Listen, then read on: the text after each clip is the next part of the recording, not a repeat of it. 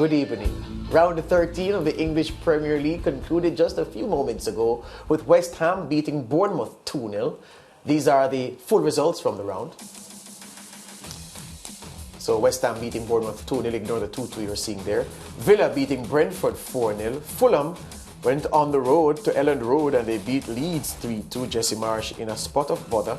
Southampton, they took some points off the Gunners, held them to a 1-1 draw at St. Mary's. Wolves, blunt instrument up front and nervous in defence. They conceded 4 at home to Leicester City. Newcastle went to the Tottenham Stadium and they beat Spurs 2-1. Nottingham Forest with the result of the round, beating Liverpool 1-0 and ex-Liverpool player scoring the winner for Forest. Everton beating Crystal Palace 3-0. They say that Seamus Coleman locked down Wilfried Zaha. Man City, they beat Brighton 3-1.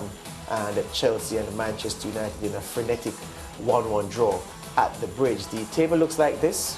The Gunners, their lead has been whittled down to 2 points from Man City. Spurs in third, but they've been on a bad run. Newcastle are up to 4th. Chelsea holding down 5th. Man United, Fulham, Liverpool, Brighton, West Ham, the other teams in the top 10. Brentford and Everton in mid-table, so too Crystal Palace. Bournemouth on the boundary. Villa revived with a win. Southampton getting those 2 vital points. Leicester City, the long road up starts now. You feel with that 4-0 win at Wolves. Leeds in trouble. Wolves in trouble. And Nottingham Forest's second win of the campaign sees them on 9 points, but they're still propping up the table. Now, Aston Villa hosted progressive Brentford in Birmingham. Their first game in the post-Steven Gerrard era. News came in a few hours ago before we came on air confirming that the Spaniard, Unai Emery, is the new Villa manager and that takes effect from November 1, which is why I said good evening. On Sunday, Villa looked aside, reborn and unshackled, packing too much smoke for the Bees. The Villains were 2-0 up inside 13 minutes, adding 2 more to run out 4-0 winners. Jamaica winger Leon Bailey was instrumental for Villa, scoring once, and he ended up having a hand in 3 of his team's 4 goals. Bailey later spoke about the importance of winning right after Gerrard was given the sack. Definitely, it's always amazing to score in front of the whole thing. Also, to be on the front foot that early was important for us. As I said, everybody was hunger to give their 110% today, and that's what we did from the beginning of the game until the end. And I think today showed that we have a lot of character and we can bounce back from any situation.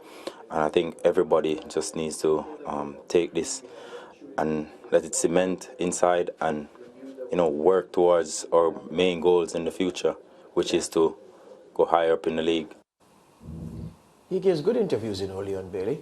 Here with us to discuss this and other talking points from the EPL is our international football correspondent. He's switched, well, if he was a jockey, we would say he's moved tack to the United States. Simon Evans, the man from the UK, now working out of the USA. Good afternoon, Simon.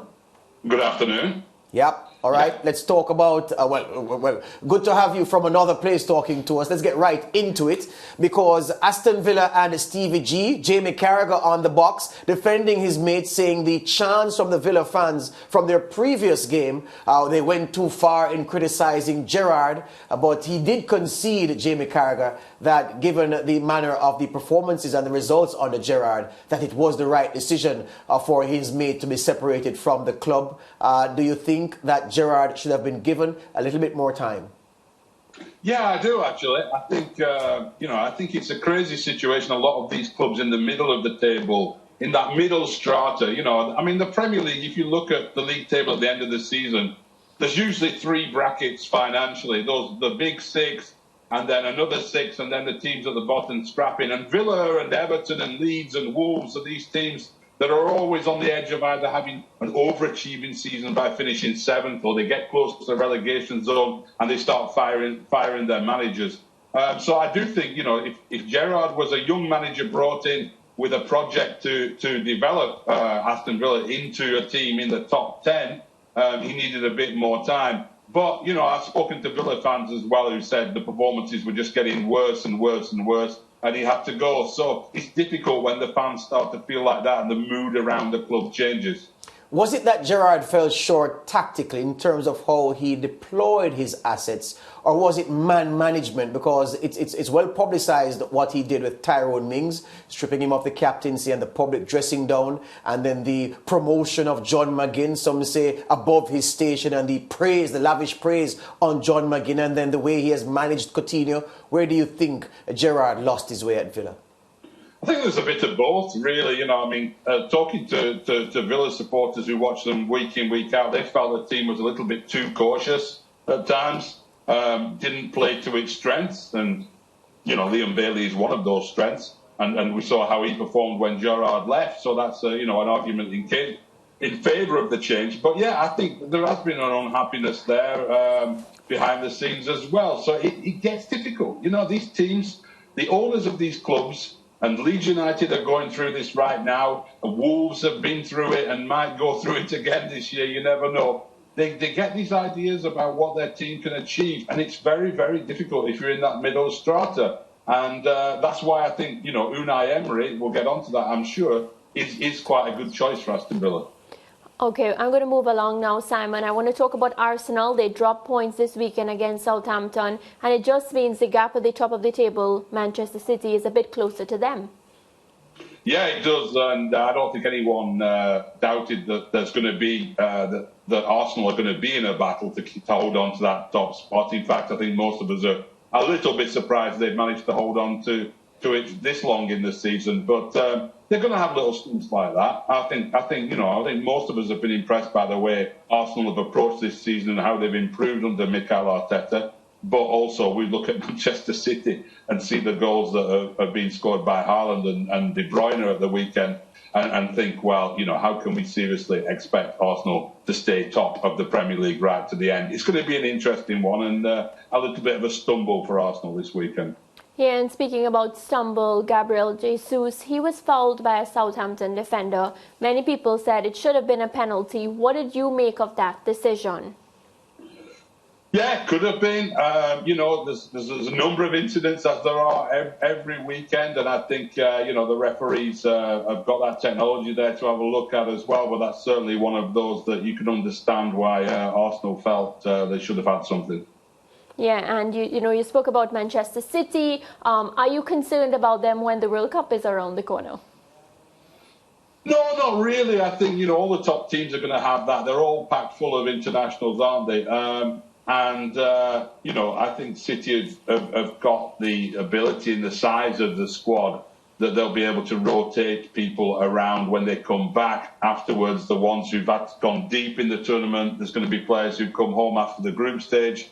So, you know, people coming back at different stages and managing that is part of the squad rotation, which actually I think Guardiola's been pretty good at over the years. He's never afraid to leave someone out just to give them a bit of rest and get their limbs and muscles in the right condition. Whisper it, Simon, but Manchester United don't appear to be a soft touch anymore. There were things about the Chelsea performance and things about the Spurs performance with Casemiro leading the way, which suggests that the midfield has finally found the balance that it has lacked for so many years, and that liberties rather that opposing teams used to take with the Manchester United midfield, they will be thinking twice, if not take them anymore. It's early, but already we're seeing that this Ten Hag project, this Ten Hag team is taking shape. A long way to go, but it must look good from this point if you're a Man United fan, Simon.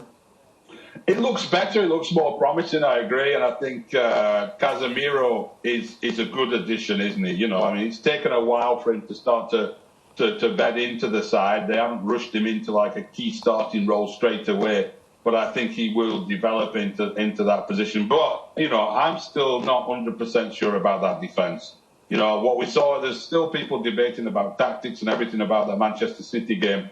And I think there was some pretty poor defending in that game as well. And Varane's picked up an injury. I know exactly, I think, how bad that's going to be. There was something due today in terms of a scan. But, you know, when he's not there and you've got Martinez and Lindelof or Maguire, you know, you still got that soft underbelly of that team at the back, I think. So we'll see how it develops. We've had enough false dawns at Manchester United to not get too carried away. Yeah, one day this week, Simon, we'll sit and talk about Jadon Sancho because we really need to talk about Jadon. All right? We're out of time today, though. All right. No problem. Thank you very much, Simon Evans there, our international man of football. Break time here on the SportsMax Zone. Back with more after these.